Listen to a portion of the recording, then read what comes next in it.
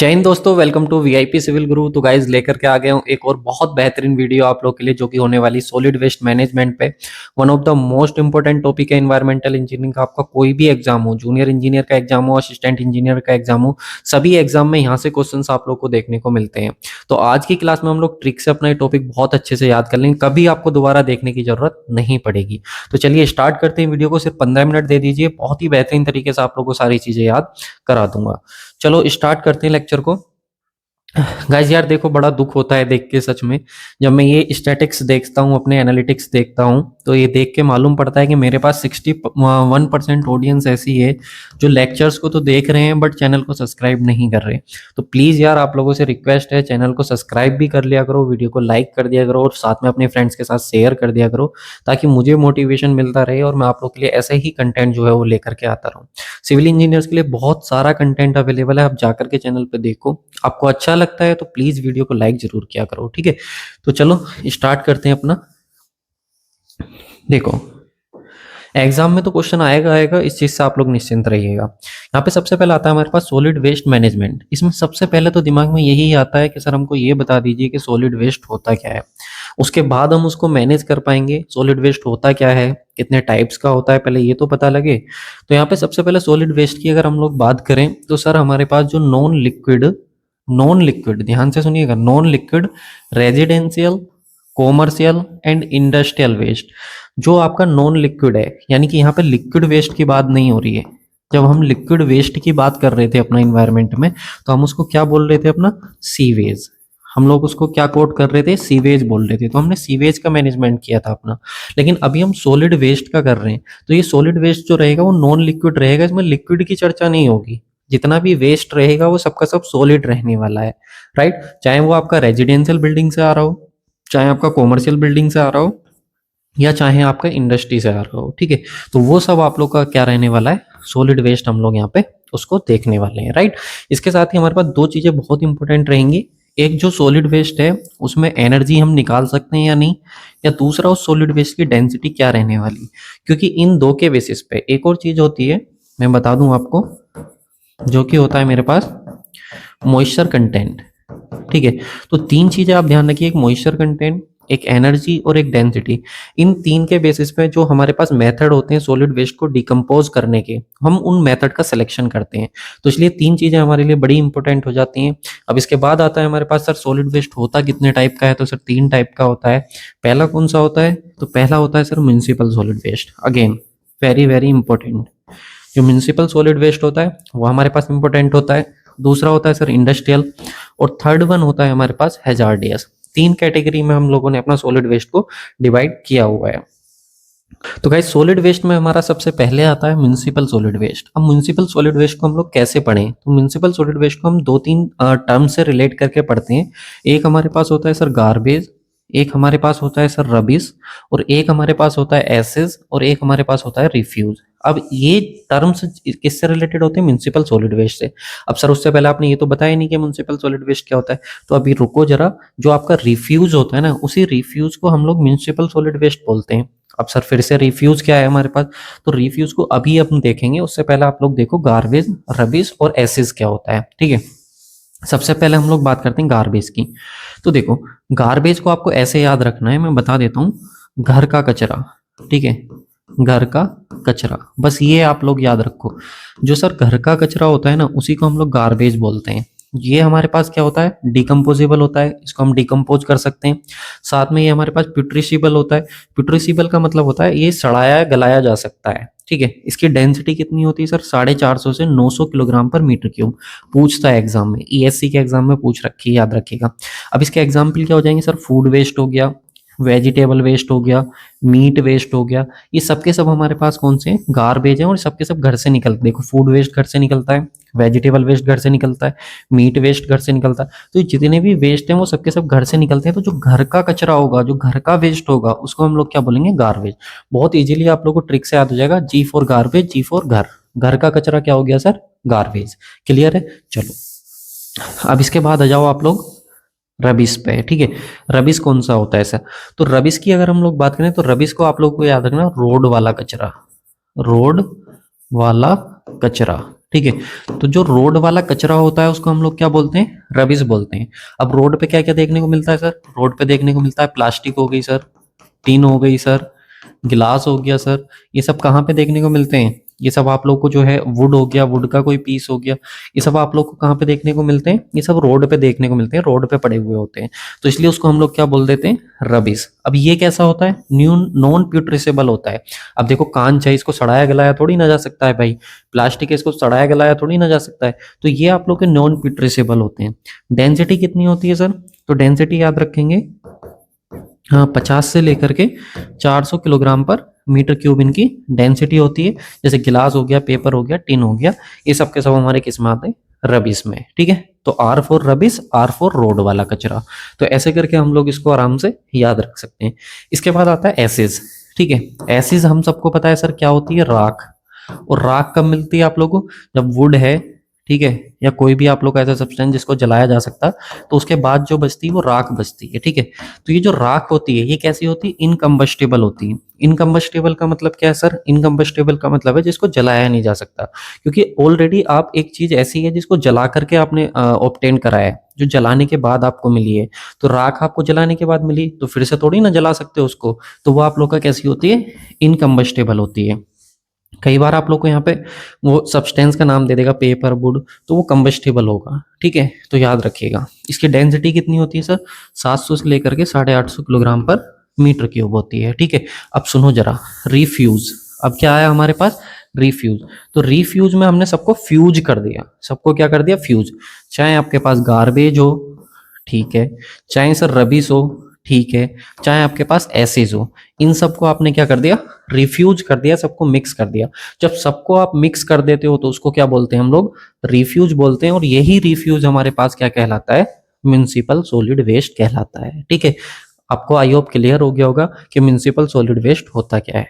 ठीक, चलो इसके बाद सेकंड आता है सर हमारे पास हजार्डियस वेस्ट। ठीक है, पहले हमने म्युनिसिपल पढ़ा जो कि इंपॉर्टेंट था, दूसरा हमारे पास हजार्डियस होता है, और तीसरा हमारे पास इंडस्ट्रियल होता है।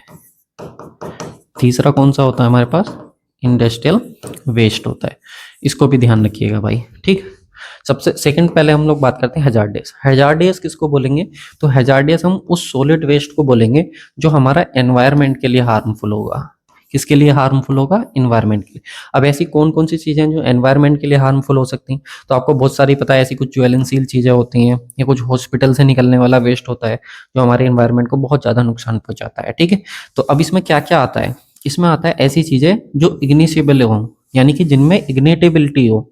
जिनमें इग्नेटेबिलिटी हो इसका क्या मतलब है सर, जिसमें इग्नेटेबिलिटी हो मतलब जो ज्वलनशील होती हैं, जो एक्सप्लोसिव होती हैं, जिनसे ब्लास्ट हो सकता है, या जो फ्लेमेबल होती हैं, जो आग पकड़ सकती हैं। ठीक है, ऐसी चीजें जिनमें अग्नि हो, ओवरऑल क्या कह सकते हैं, जिनमें आग लग जाए। ठीक है, तो इग्निशिबिलिटी को आप लोग को याद रखना है। इग्निशिबिलिटी मतलब अग्नि, यानी कि ऐसी चीजें जिनमें आग लग सकती है आप लोग की, वो आप लोग की कौन सी होती हैं, इग्निशिबिलिटी के अंदर आती हैं, यानी कि वो हमारे पास क्या होती हैं, हजार्डियस होती हैं। ठीक, इसके बाद आता है कोरोजिविटी। कोरोजिविटी का मतलब होता है जब हमारा जंग लग जाता है। जैसे हमारे पास आयरन होता है, तो आयरन पे जो जंग लगता है, ठीक है, वो ब्राउन कलर का होता है, उसको हम लोग क्या बोलते हैं, रस्टिंग। तो यही हमारे पास क्या होता है, इसको हम लोग हजार्डियस की कैटेगरी में अपना कंसीडर करते हैं। या कुछ रिएक्टिविटी होती, बहुत सारे हमारे पास मेटल नॉन मेटल ऐसे होते हैं जो रिएक्ट कर जाते हैं। ठीक है, तो वो हमारे इन्वायरमेंट के लिए हार्मफुल है, तो उनको भी हम लोग हजार्डियस के अंदर रखते हैं। उसके बाद होता है टॉक्सिसिटी। टॉक्सिसिटी मतलब जो चीज़ें जहरीली होती हैं, जैसे हॉस्पिटल से निकलने वाला बहुत सारे केमिकल्स होते हैं, वेस्ट होते हैं, जो इन्वायरमेंट के लिए और ह्यूमन के लिए आप लोग के क्या होते हैं, हार्मफुल होते हैं। तो उन सबको भी हम लोग किस कैटेगरी में रखते हैं, हजार्डियस। ठीक है, तो हजार्डियस को बहुत अच्छे से हम लोग याद रखते हैं, एच फॉर हजार्डियस और एच फॉर हॉस्पिटल वेस्ट। ठीक है, कोरोजन वाला, ज्वेलेंसील वाला, ये सब हमारे पास कौन से होते हैं, हजार्डियस होते हैं, जो इन्वायरमेंट के लिए हार्मफुल होते हैं। राइट, देखो भाई, अगर मैं इंडस्ट्रियल वेस्ट की बात करूँ ना, तो इंडस्ट्रियल वेस्ट में बस आप लोग को इतना ध्यान रखना है, जो हमारे इंडस्ट्री से निकलने वाले होते हैं, जो सॉलिड वेस्ट जो इंडस्ट्री से निकल रहा है, उसको इंडस्ट्रियल वेस्ट की कैटेगरी में रखते हैं। बस इतना ही आप लोग को ध्यान रखना है। राइट, चलो इसके बाद आ जाता है नेक्स्ट हमारे पास method of solid waste management. चलो इससे पहले मैं आप लोग को एक इंपॉर्टेंट चीज बता देता हूँ भाई। देखो, अगर आप लोगों को मेरे साथ जुड़ करके अपना कंप्लीट सिविल इंजीनियरिंग का रिवीजन करना है, और वो भी सिर्फ और सिर्फ 499 में। कितने में? सिर्फ और सिर्फ 499 रुपीज में आप लोगों को लाइफ टाइम एक्सेस मिल रहा है रिवीजन कोर्स का, जो कि हमारा सिविल मास्टरमाइंड कोर्स होने वाला है और ट्रिक बेस्ड रिवीजन कोर्स होने वाला है। सभी सब्जेक्ट का रिवीजन करा रखा है। लेटेस्ट 2500 वन लाइनर दिए हुए इसमें, तो 2021, 22, 23, 24, 25 में जो एग्जाम हुए वो मैंने आप लोग को वन लाइनर में उनके क्वेश्चंस दिए हुए हैं। साथ में आप लोग को जितने फील्ड या लैब टेस्ट होते हैं वो दिए हुए हैं। फॉर्मूला और जो ट्रिक्स हैं वो आपको सेपरेट दी हुई हैं, और सभी सब्जेक्ट का रिवीजन भी कराया हुआ। इतना सब कंटेंट आपको सिर्फ और सिर्फ 499 में मिल रहा है, और साथ में आप लोग 49 की टेस्ट सीरीज भी ज्वाइन कर सकते हो, वो आपके पास ऑप्शनल होता है। आप चाहो तो उसको ज्वाइन करो, अदरवाइज कोई दिक्कत नहीं है, ठीक है। तो ये सब आप लोगों को मिल रहा है। बाकी पीडीएफ आप डाउनलोड करके प्रिंट कर सकते हो। और अगर आप लोग को ये सब कंटेंट चाहिए तो उसके लिए सिर्फ और सिर्फ आप लोग को वीआईपी सिविल गुरु का एप्लीकेशन डाउनलोड कर लेना है प्ले स्टोर से। और साथ में कोई दिक्कत अगर आप लोग को है तो आप लोग इस नंबर पे भी कांटेक्ट कर सकते हो। और टेलीग्राम ज्वाइन करके रखो यार, अगर आपको फ्री पीडीएफ वगैरह चाहिए तो आप वीआईपी सिविल गुरु सर्च करके टेलीग्राम को भी ज्वाइन कर सकते हो। वहाँ पर आप लोग को बहुत सारी पीडीएफ और भी जो कंटेंट रिलेटेड अपडेट होते हैं वो सब आप लोग को वहीं पे मिलते रहते हैं। तो चलिए वापस आ जाते हैं हम लोग अपना सॉलिड वेस्ट मैनेजमेंट पे। तो देखो कौन कौन से मेथड होते हैं, यहाँ से क्वेश्चंस बनता है। एक तो मैंने आप लोगों को सबसे पहले बताया था very very important municipal solid waste, वहां से क्वेश्चन बनता है। और दूसरा मैं आपको बता रहा हूँ यहाँ से क्वेश्चंस आप लोग का बनता ही बनता है, ठीक है। चलिए यहाँ पे सबसे पहले आता है हमारे पास कंपोजिटिंग मेथड, ठीक है। कौन कौन से मेथड होते हैं जिससे हम सॉलिड वेस्ट को मैनेज करते हैं, तो उसमें सबसे पहला आता है कंपोजिटिंग मेथड। कंपोजिटिंग मेथड जो है हमारा वो कब यूज करते हैं हम लोग, याद रखिएगा, जब हमारे पास बायोलॉजिकल, इस मेथड को हम लोग बायोलॉजिकल मेथड भी बोलते हैं, और जब हमारे पास जो है वो बायोलॉजिकल कंटेंट उसके अंदर ज्यादा हो, ऑर्गेनिक कंटेंट ज्यादा हो हमारे पास, ठीक है। याद रखना, जब ऑर्गेनिक कंटेंट ज्यादा होगा सॉलिड वेस्ट के अंदर तो हम लोग किसका यूज करेंगे, कंपोजिटिंग मेथड का। और यहाँ से फाइनली हमको क्या मिलती है, मैन्योर मिलती है, खाद मिलती है, ठीक है। इसको हम लोग अपना एग्रीकल्चर में भी यूज करते हैं। अब इसके दो हमारे पास प्रोसेस होती हैं कंपोजिटिंग मेथड की, एक हमारे पास होता है इंदौर मेथड, एक होता है बेंगलोर मेथड। अगेन मैं बता रहा हूँ वेरी वेरी इंपॉर्टेंट है। इंदौर मेथड को पूछता है कैसा मेथड है, तो याद रखिएगा एरोबिक मेथड है। और बेंगलोर मेथड को पूछे कैसा मेथड है, तो एन एरोबिक मेथड है और क्लीन है इंदौर के कंपैरिजन में। कैसे याद रखेंगे सर, बेंगलोर जब हम लिखते हैं तो सर बेंगलोर में ए एन आता है और ए एन फोर होता है एरोबिक, एन एरोबिक। क्या होता है, एन एरोबिक। तो जो बेंगलोर मेथड है वो कैसा है, एन एरोबिक मेथड है, और जो इंदौर मेथड है वो कैसा है सर, एरोबिक मेथड है, ठीक है। ऐसे ही आप लोग को याद रखना है। अगला मेथड आता है sir sanitary land filling method. ये हमारे पास कब यूज करेंगे, जब हमारे पास नॉन बायोडिग्रेडेबल सॉलिड वेस्ट होगा। जो सॉलिड वेस्ट होगा वो कैसा होगा, नॉन बायोडिग्रेडेबल होगा। जैसे प्लास्टिक हो गई, ग्लास हो गया, इन सब ये सारी चीजें हो गई, ठीक है, ग्लास पॉलिथीन वगैरह। ये हमारा तब यूज होता है जब हाई डेंसिटी का सॉलिड वेस्ट हो। यही क्वेश्चंस आप लोगों से पूछेगा कि सर हाई डेंसिटी का अगर सॉलिड वेस्ट है तो कौन सा मेथड यूज करेंगे, या नॉन बायोडिग्रेडेबल सॉलिड वेस्ट है तो कौन सा मेथड यूज करेंगे। तो हम लोग अपना सैनिटरी लैंडफिलिंग का यूज करते हैं। अगला आता है ऑटोक्लेविंग। ऑटोक्लेविंग हम यूज करते हैं जब बायोमेडिकल वेस्ट हो, ठीक है। जो बायोमेडिकल वेस्ट होता है वहां से जो आता है, इसको हम लोग अपना कंट्रोल टेम्परेचर पे बर्न करते हैं। एक्चुअली में टेम्परेचर हमारे हाथ में होता है, फिर हम उसको बर्न करते हैं ऑटोक्लेव के अंदर। किसके अंदर बर्न करते हैं, ऑटोक्लेव के अंदर, इसलिए इसको ऑटोक्लेविंग बोल देते हैं।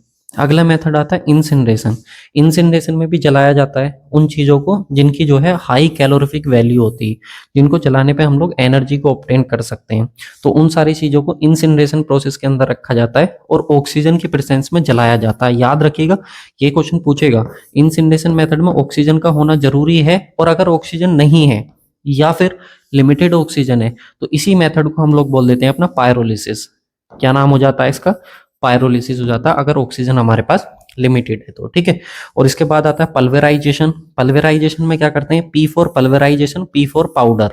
कैसे याद रखेंगे, P for pulverisation, P for powder. और अगर किसी भी चीज का आपको पाउडर बनाना है तो पहले उसको पीसना पड़ेगा, ठीक है। पहले उसको क्या करना पड़ेगा, पीसना पड़ेगा, ग्राइंडिंग करनी पड़ेगी। तो देखो ग्राइंडिंग मशीन, इसमें हम लोग ग्राइंडिंग मशीन का यूज करते हैं और उसको हम लोग कैसा बना लेते हैं, पाउडर फॉर्म में कन्वर्ट कर लेते हैं, ठीक है, जो सॉलिड वेस्ट होता है। और सर लास्ट आता है हमारे पास डीप वेल इंजेक्शन। तो डीप वेल इंजेक्शन में जैसे नाम से क्लियर हो रहा है कि इसमें हम सॉलिड वेस्ट को इंजेक्ट करते हैं ग्राउंड के अंदर, ठीक है। तो जो हमारे पास ये सबसे एक्सपेंसिव है, ये भी ध्यान रखना। और जो हमारे पास लिक्विड हैजार्डियस वेस्ट होता है, ठीक है, उसको हम लोग क्या करते हैं, ग्राउंड के अंदर इंजेक्ट करते हैं, राइट। तो वो हमारे पास होता है डीप वेल इंजेक्शन। तो आई होप आप लोग को जो है सारी चीज़ें क्लियर हुई होंगी। तो गाइज़ यार चैनल को सब्सक्राइब कर लेना, क्योंकि ऐसी वीडियोस बनाने में आप लोगों को लगता ही है बस, लेकिन बहुत मेहनत लगती है। सिर्फ आप लोग वीडियोस देख करके चले जाते हो, लाइक और कमेंट नहीं करते हो, तो प्लीज़ लाइक और कमेंट किया करो, चैनल को सब्सक्राइब भी करके रखो और साथ में अपने फ्रेंड्स के साथ भाई शेयर भी कर दो, क्योंकि इतनी मेहनत करने के बाद भी अगर इतने कम व्यूज़ आएंगे तो कैसे चलेगा, ठीक है। तो प्लीज़ वीडियोस को आप लोग सब लोग अगर अपने अपने फ्रेंड्स को भी शेयर करोगे तो काफ़ी व्यूज़ आ जाएंगे, जिससे हम लोगों की थोड़ी हेल्प हो जाएगी। तो thank you so much for watching this video. बाकी आप वीआईपी सिविल गुरु का एप्लीकेशन डाउनलोड कर लो। अगर आप लोग को कोई क्वेरी रहती है तो आप लोग हमारे जो है वो ऑफिशियल नंबर पे कॉन्टैक्ट भी कर सकते हो। तो thank you so much for watching this video.